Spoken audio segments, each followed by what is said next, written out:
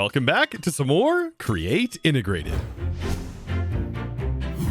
Now, last episode, we finished up our chromatic compound, converted it into a refined radiance, rode around on a starbuncle, and moved an entire windmill and made it actually spin. But today's episode is not going to be as easy, and it's also not going to be as simple as the past episodes have been. And that's because we're going to need to dabble into some advanced techniques for sending power. We're also going to need to worry about reading information from a block and reading the state of that block, and then sending redstone signals based on that state. And we're also going to need to then shift a block between 3 different dimensions. Now, while this all sounds like absolute witchcraft and wizardry, it's really not. And by watching this video today, you're going to be able to hopefully replicate it yourself if you need to. Now, I have covered this process in multiple different videos ever since Just Dire Things came out. And automating time crystals is a very, very important part of the mod. And it's also the in-game part of the mod. But now, when you look at it in JEI, it doesn't really tell you how you get time crystals. It doesn't even show you how you get time crystal blocks or anything like that. So how exactly do you get any of these things? Well, thankfully, there is Just Dire Guide, which will explain a whole lot about all of the individual parts of his mod, including the time crystal section. And time crystals, like I said, is a pretty advanced thing. So if you really want to read through and pause some of this so you can get a better understanding of how it works, then go for it. But like I said, this is a pretty complex operation. Now, to get started, we need to technically make a budding time block, and this there is a recipe for. And you need to take a budding amethyst, and we need to convert it and spread some goo onto it to convert it over into the time crystal. This uses a Shadow Pulse goo, by the way. And the Shadow Pulse goo we just got our hands on. But now, how do we get a budding amethyst and how do we move one around? Well, the first part of this problem is actually finding a geode to contain it. And you can use Ars Nouveau to do that using a dowsing rod. Whenever you right-click this, it consumes a little bit and scries, giving you the scrying effect that should reveal all of this under the ground. So long as we're close enough to one. And this effect should hopefully help us find ourselves a geode. And the effect looks very much like this when you're nearby. So all we've got to do is mine into it. Thankfully, it looks like we were right on the money here with our drill. So some things I want to test out. I do have silk touch, so maybe silk touching this will give it to us. Nope, it's not that easy. So now how would we technically move these about? Well, you could use Ars and you can make a golem that could use, well, regular blocks of amethyst to actually generate buds. That's one option. Or you can use a simple swapper, and this simple swapper should be able to swap blocks. You will need 2 of them, and you'll place it under the block and it can swap to a different location bound by the actual wrench, the ferrite core wrench from Just Dire Things. And that's technically the intended method for how you're supposed to move this. But if you have Just Dire Things, you can actually use the cut paste gadget in order to pick this up too. I'm going to clear this from the cut that we did yesterday, and I'm going to go ahead and click here, bind that together, and hit cut. And this is sort of like a cardboard box in that it kind of cut it from the world. But now what? Well, we need to place it technically next to our shadow goo, and we'll get some steel, some shadow steel, and we need to activate this. Once activated, it is going to turn the budding amethyst into the budding time crystal block. And at this point, things are going to get a little bit more complicated, but thankfully we can still move this about with the cut paste gadget. So don't worry, don't just break it though, because if you break it, it is gone forever. But as soon as this converts, it's going to start doing some weird stuff.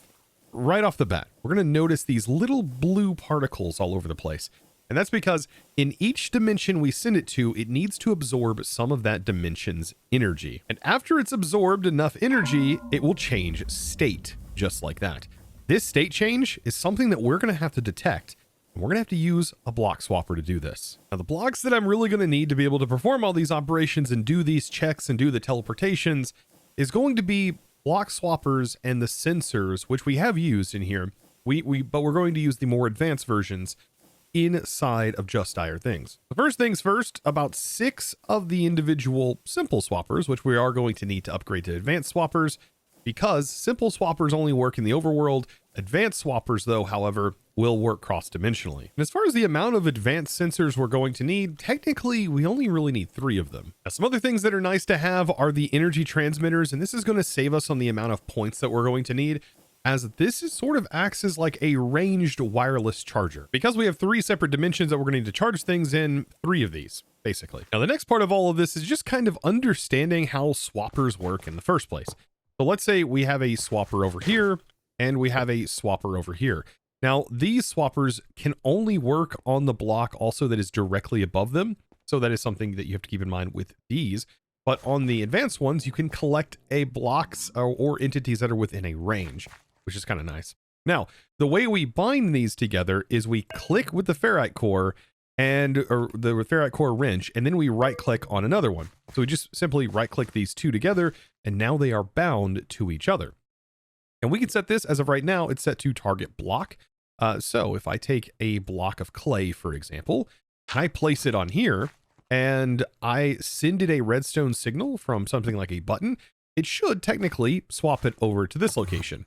And you can see it goes back and forth, right? If I send that, it goes there. But also if I pulse it from here and I pulse it again, it will also pull the block over here. Now also you can mess around with entities. So you can say it could be a target a player or all living things or even target items.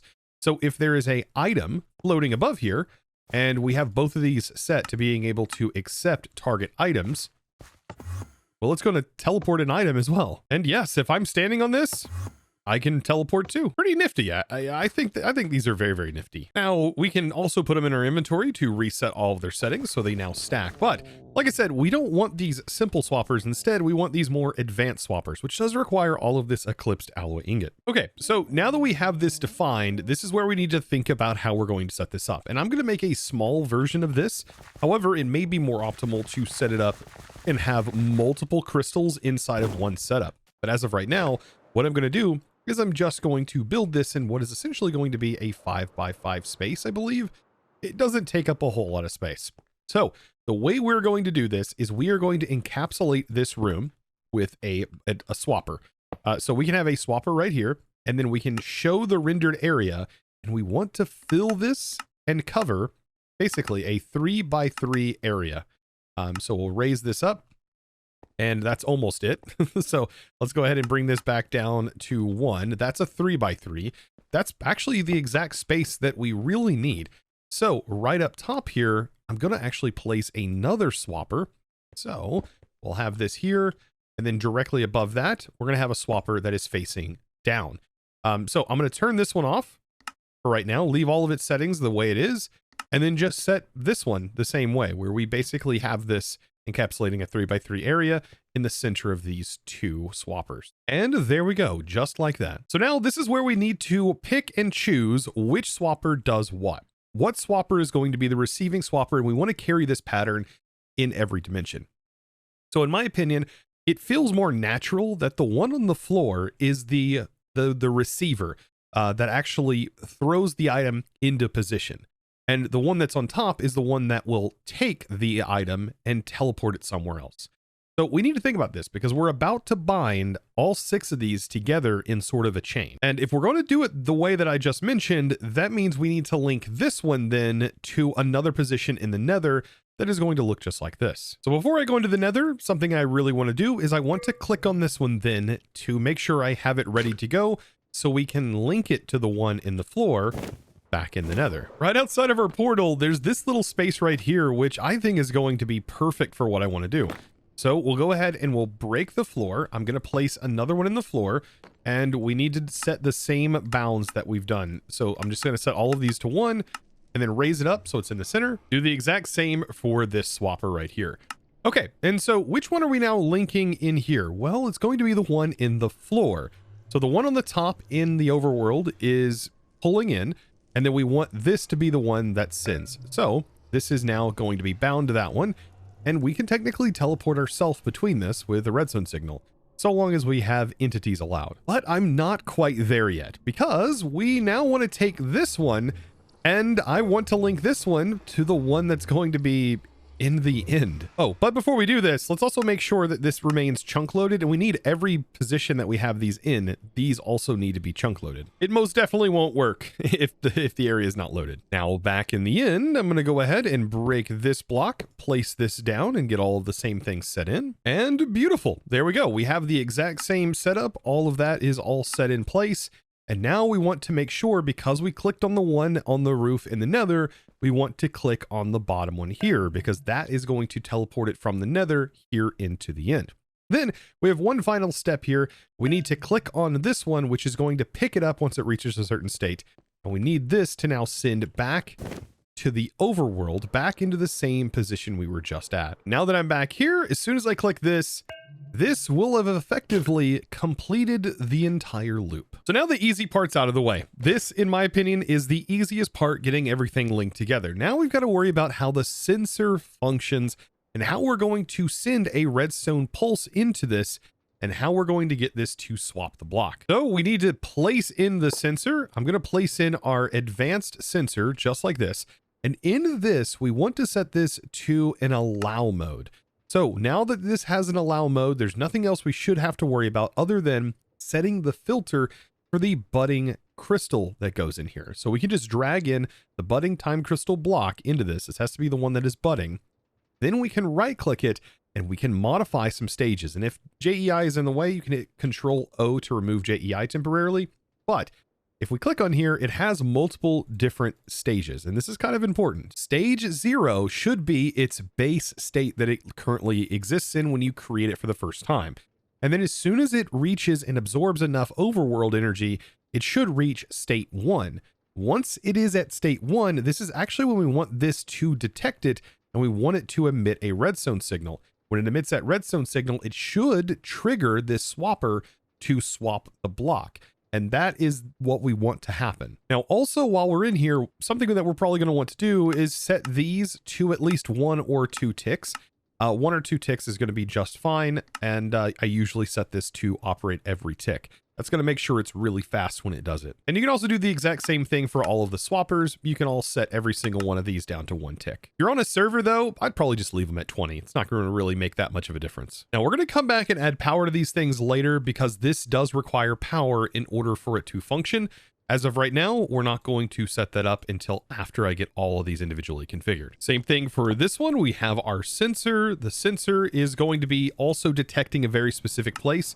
And I just want to make sure that that is clear. We need to make sure that the place we are sensing is right in the middle. So we do want to make sure that we move this into that location.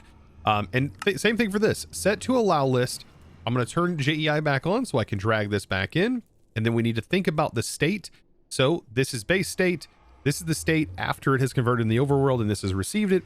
So state 2 is after it has absorbed the nether energy. Now, technically, we're almost done. Like I said, that's some of the hardest parts out of the way. So I'm going to head back all the way over here, and we got one more to set up. So I'm going to break this one and place this advanced sensor in, the exact same thing that we did before. We need to make sure that we drop this down, change the ticks in this case, set it to allow, drag this in, and this is going to be from stage 0 to 1 overworld. Going into stage 2 is going to be converting and absorbing the nether, and then it gets brought here. And then once it reaches stage 3, that's technically not what we're looking for in this dimension. So this is a little bit weird, but when it absorbs in this dimension, we don't want to send it back to the overworld until it actually reaches stage 0 again. So we do want to actually set the last sensor here in the end to stage 0. And why exactly would this change back to state 0? Well, that's at the point at which it's going to start growing time crystal buds. And every time a growth kind of happens on the time crystal bud and it kind of grows a crystal every now and then, that crystal is going to take some of that power away from it. And so eventually it will revert back into normal. And that's when we actually need to send the entire thing, buds and all, back in the overworld. That's why we don't want to send just a single block. We actually want to take this whole area, consuming everything that the crystal grows on it. So you know what? I think now is probably a good time to set up power. I think this is going to be just fine. And I'm going to place down a flux point. This is going to be connected to our main. And then what I want is I want the node to go right on top. This energy transmitter is now going to receive power and should start filling up its buffer. Something I want to do to make sure it doesn't consume our main grid and make sure that we don't run out of power from our refined storage is to set this to -1 on the actual settings here. So this should use all the power except the power that's being pulled from the main. And already this has this block being charged, but we just need to extend this. And this is where the power of this comes into play, because we can raise this up. Now it's charging this block, and we also need to increase it one more. And so now it's technically charging all of these blocks. Now with all of them receiving a charge, it's now time to go ahead and cut our time crystal out of here. Like so, pick it up, and I'm going to place it over here to start the entire setup. So because this is already charged, it should get teleported immediately, which will also confirm that most of this stuff is all working. And that will make me a little bit happier that this is functioning, because this is always one of those parts where it's like, did I mess up anything in this setup, since there are multiple parts of this setup? So I'm going to bring this up and put it right in the middle, which is where we want it. And I'm going to anchor this so I don't accidentally right click on this block. And as soon as we place this in, it should get teleported, and which it did. And it should be now in the nether, and chasing this down is going to be very difficult. But another thing I want to do is I need to make sure this whole area is chunk loaded, much like all of the other stuff. Beautiful. But now the goal is kind of just waiting for this to work, and it takes some time. This makes time crystals, but it also like takes time to generate those buds. Something that I should have made a long time ago is a temporal pouch. This stores my in-game time, and because I just made this thing, yeah, it doesn't have a whole lot of time in it, but this could help figure and speed up this situation.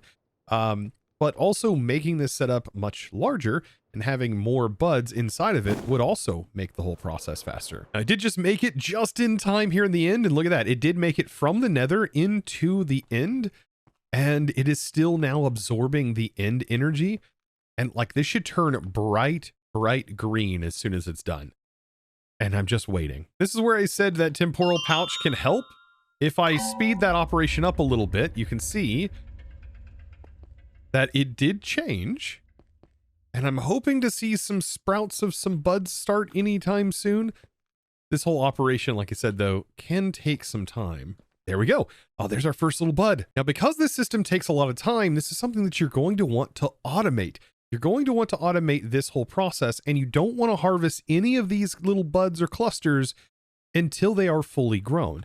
But I don't want to do the harvesting here like I typically do and harvest it in this stage.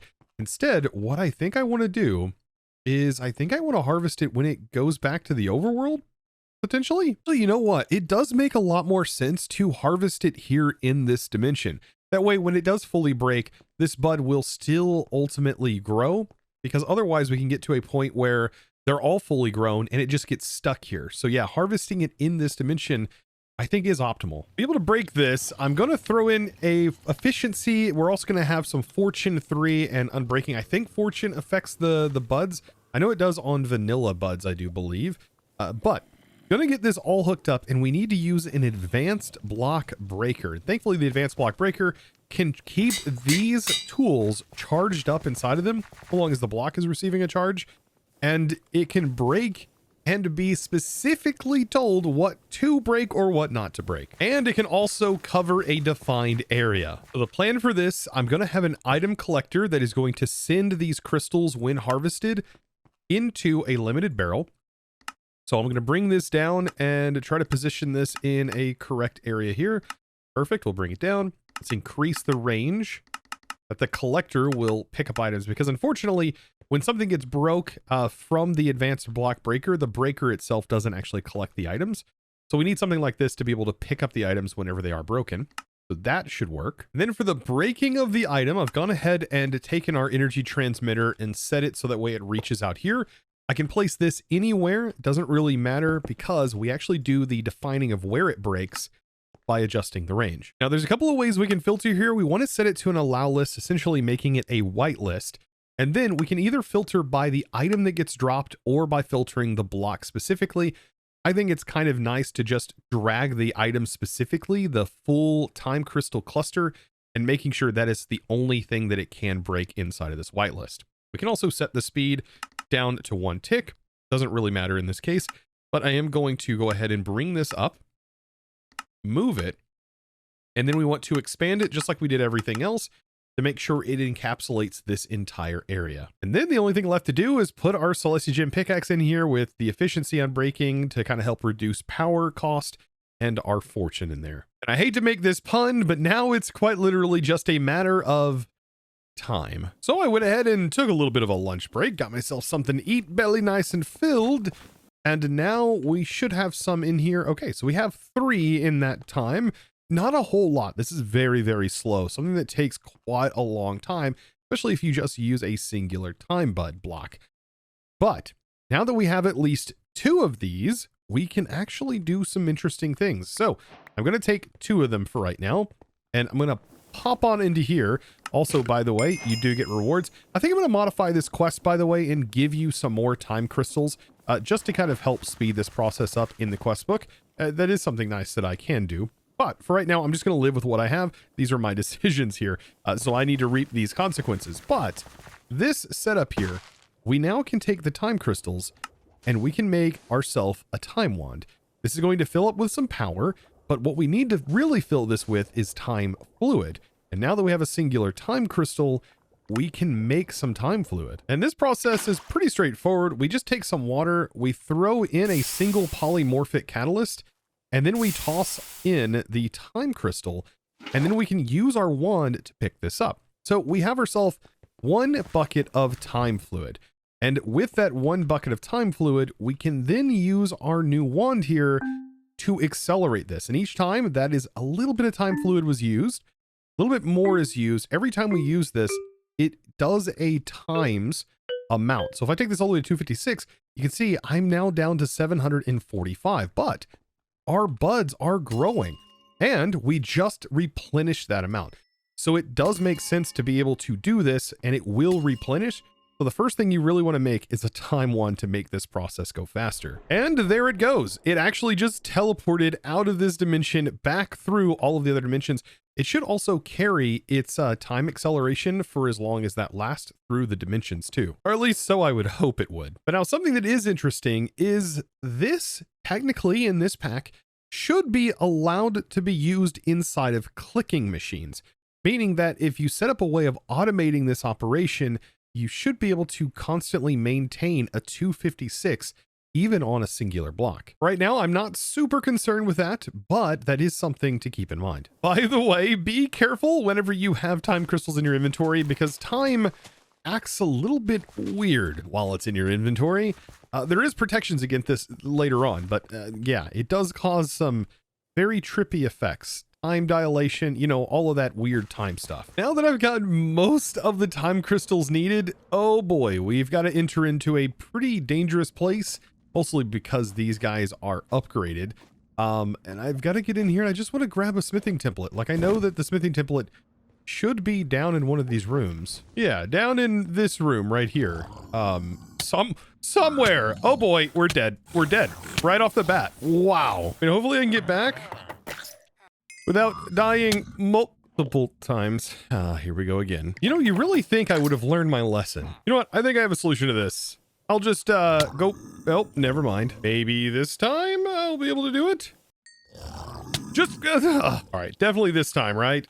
For sure. We're gonna get it. We're gonna. You know what? Eventually, I'm gonna be able to get this guy.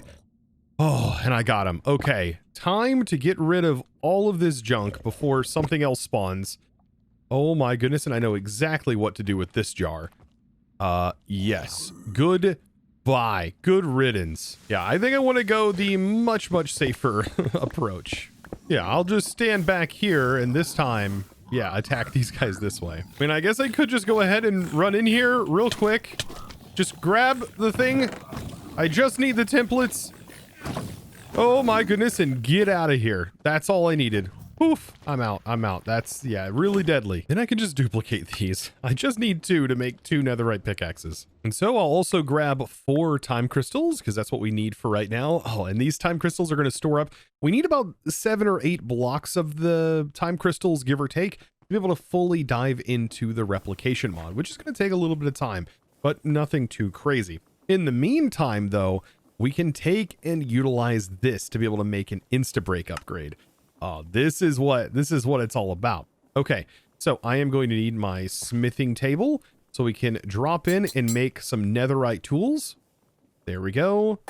Beautiful. And then all of this combined together to make that Insta break upgrade. Perfect. And then the Insta break is going to go onto my Eclipse Paxel. And now this Paxel should be able to Insta break stone without the need to have beacons all over the place. Oh, this is nice. I mean, who hasn't wanted to just insta-mine deep slate? I mean, yes, it's doable. Insta-mining deep slate. And so there you have it, time crystal automation. And I hope you enjoyed today's episode. And of course, if you did, be sure to click that subscribe button if you haven't already and give this video a huge thumbs up, especially if you learned something new today. And without further ado, it's time for me to thank the amazing supporter of today's episode. And that amazing thanks is going to go out to Window Washer. Thank you so much for your amazing support and choosing to support me over on the Discord by becoming a Discord premium member and just supporting my content in one of the best ways possible and absolutely going above and beyond. Thank you so much for your amazing support. And guys, I look forward to seeing you all in the next episode. And as always, thanks for watching.